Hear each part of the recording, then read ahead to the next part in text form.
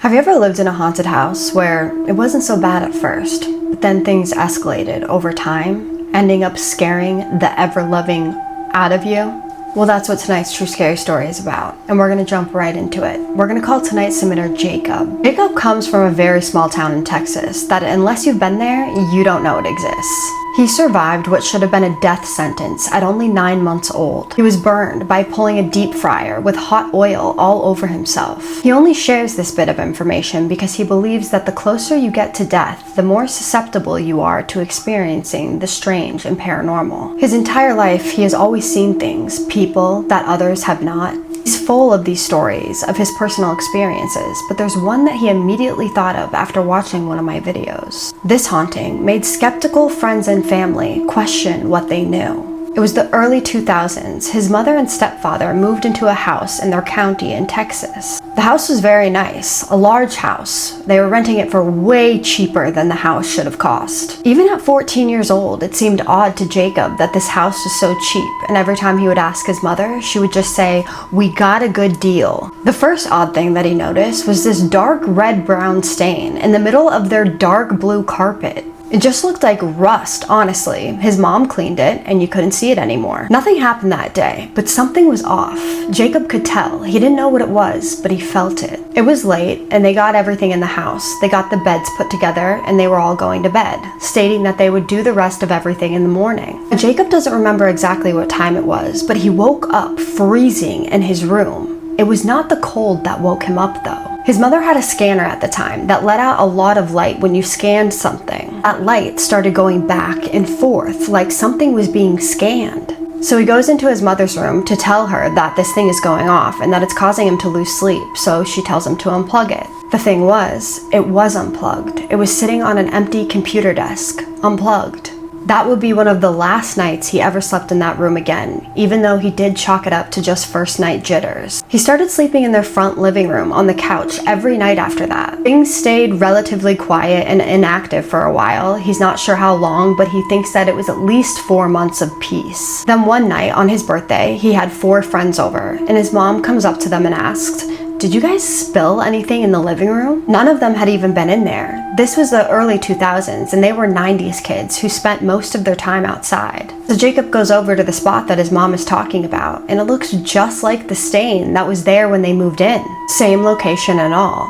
Now, him and his oldest friend were in the second living room trying to sleep. His friend the next morning tells him, "Your house must be haunted because I could have swore I saw your sister walk past the front door towards the bathroom last night." The thing was, he had to use the bathroom too, so he waited for her to come out of the bathroom, but that never happened. So he decided to go outside so he could come back inside and go to sleep. This required him to walk past the bathroom, the only bathroom, which was on the outside wall, where there were no other rooms to go into. The bathroom door was still open, and his sister was nowhere to be found. Jacob just laughed about it and told him that's what we get for watching Amityville before bed. After that night, they started hearing footsteps constantly that would go from the living rooms to the bedroom. After almost a year of living there, one of his sister's friends started staying with them, and she started staying with them in the living room next to Jacob. And every time Jacob would bring this up to his sister's friend, he would just say, "It's just an old house making noises," refusing to believe in anything paranormal. That all changed the last night that he stayed there. On this night, they were all watching the original Fast and Furious in the living room.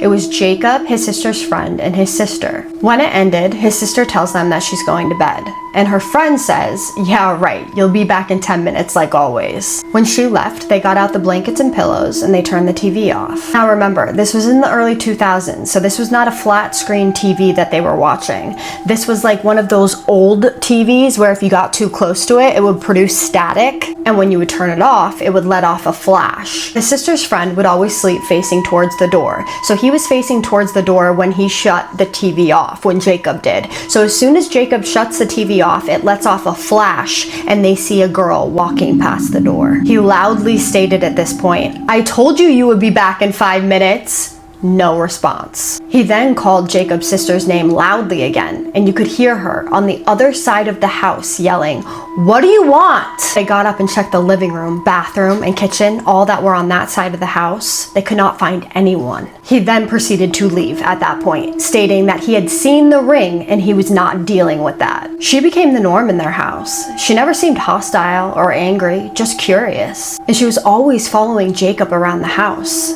He wasn't scared by this. It was oddly satisfying to him. Then one night, after they unfortunately found out that his stepfather had cancer, he had a massive seizure and was taken to the hospital. And he was taken to the hospital in an ambulance. His sister, cousin, and 2 of their friends, who all drove their own cars, loaded up in their coupes, leaving him stuck in the house by himself. He was an emotional wreck. He had never experienced anything like this before. He had never seen anyone have a seizure. So he just sat in the living room watching South Park, trying to keep his mind occupied when he heard her come into the room. He was not in the mood at this point, so he thought to himself, okay, she wants to be in here, I'll go in my room and play the guitar. As soon as he grabbed the guitar, he could hear her coming down the hallway towards his room now. He shut the door. No idea why he thought that this would work. At the time, he thought maybe he was just a dumb, emotionally drained kid, but I think that he was just scared. The door handle then jiggled a little bit, then slowly opened. This scared him. He finally said, "Fine, you want to be in here? I'll go back out there." Walking to the living room, he heard footsteps directly behind him, within a few feet. The air began to feel dense, and he turned around, expecting her to be visible, but she wasn't. The floorboards creaked in front of him where he was looking. Creak, creak, creak, like she was walking back towards him. That's when he messed up. In an angry outburst, he yelled, "Leave me alone, you effing bitch!" The way the atmosphere in his house changed immediately, only people who have experienced a haunting will understand this. The bedroom doors where he had turned expecting to see her again began violently opening and shutting, just boom, boom, boom. The lights also turning on and off continuously. This is when he stood straight up, turned, and ran out of that house as quickly as he could. He was standing across the street at the feed mill that they lived by when the front door slammed shut. Wham! So hard it echoed through the streets. He stayed there for the next, he doesn't even know how many hours, waiting for somebody to come back home. His mom, sister, cousin, and her friends all came back home once they had moved his stepdad to a hospital room. He had told them to go home and get some sleep, that they could always come back the next day. First thing they asked is, "Why are you outside across the street?" Jacob then told him what he had just experienced. This is when all 3 men that were there walked up to the door, went to go open it. It would not open, with all 3 men trying to open this door. They finally get it cracked open just a little bit and something, boom, slams it shut again. Eventually, they were able to get back into the house and they swept the entire house and attic looking for somebody, swearing it had to be multiple people holding that door shut. Nobody was found in the attic, crawl space, any rooms, or in the backyard. And nothing was missing. And that is his story of his first chaotic experience with a ghost. He said he has a treasure chest of experiences that he can share with us if we'd like. And I would like him to. So please drop in the comments if you would too. Now my question is, what do you think happened here? His title in the email was Friendly Ghost ? I don't think so. I don't think this was a friendly ghost at all. I think she was trying to scare people initially, and then obviously really trying to scare him towards the end. I think by following him around after he had just had such a traumatic experience and kind of testing his limits of fear that's not a good ghost. And the fact that she wouldn't leave him alone, knowing that he was going from room to room, and the way that she opened the door so slowly, she was purposefully trying to scare him using like really intelligent tactics for a ghost, in my opinion. That's just my opinion. I think this was an intelligent spirit, or it could have been something more sinister, in my opinion. But what do you guys think that it was? Another thing I would like to know is if any previous tenants had ever experienced anything, or if anything bad ever happened in that house, whether it was a death, a murder, or a traumatic experience, because traumatic experiences can leave residual energy and that can linger around. But obviously a death death can do the same thing. So I want to know if he knows the history of the house. In my opinion, if something bad happens in a house, like a murder or a suicide or something terrible happens, the people who are potentially renting the house should be notified. They should have to divulge that information, in my opinion. Just because, come on, people have these horrific experiences and they are stuck in homes because they've thrown all their money into a home when the landlord most of the time knows that there's something off about the house.